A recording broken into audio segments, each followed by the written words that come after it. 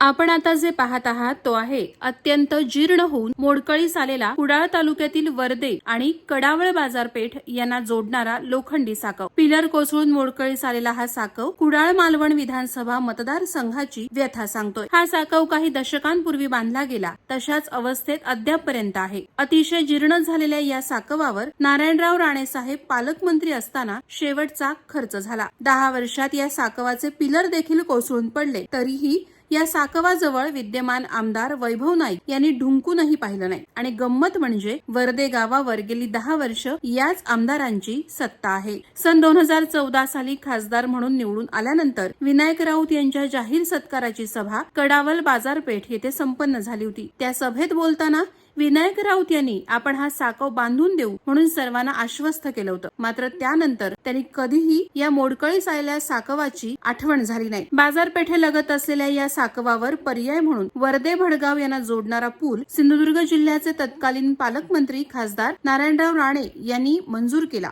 मात्र आमदार वैभव नाईक यांच्याच पक्षाचे कार्यकर्ते असलेल्या लोकांनी जमिनीत अडथळा निर्माण करत या पुलापर्यंत जाणारा रस्ताच होऊ दिला नाही. त्यामुळे उभारणी होऊन 15 वर्ष झाली मात्र हा पूल अजूनही वाहतुकीसाठी खुला झालेला नाही. वर्दे साकवाची अवस्था ही अत्यंत वाईट असून हा साकव कधीही कोसळेल अशी परिस्थिती आहे. जे वैभव नाईक 10 वर्षातील 8 वर्ष सत्तेत राहूनही वर्दे पुलाचा प्रश्न सोडवू शकत नसतील तर यांना स्वतःला लोकप्रतिनिधी म्हणून घेण्याचा अधिकार आहे का? म्हणूनच आता परिवर्तन घडवूया, विकास पर्व आणूया. महायुतीचे उमेदवार श्री निलेश नारायण राणे यांना धनुष्यबाण चिन्हासमोरील क्रमांक 3चं बटन दाबून प्रचंड बहुमताने विजयी करा.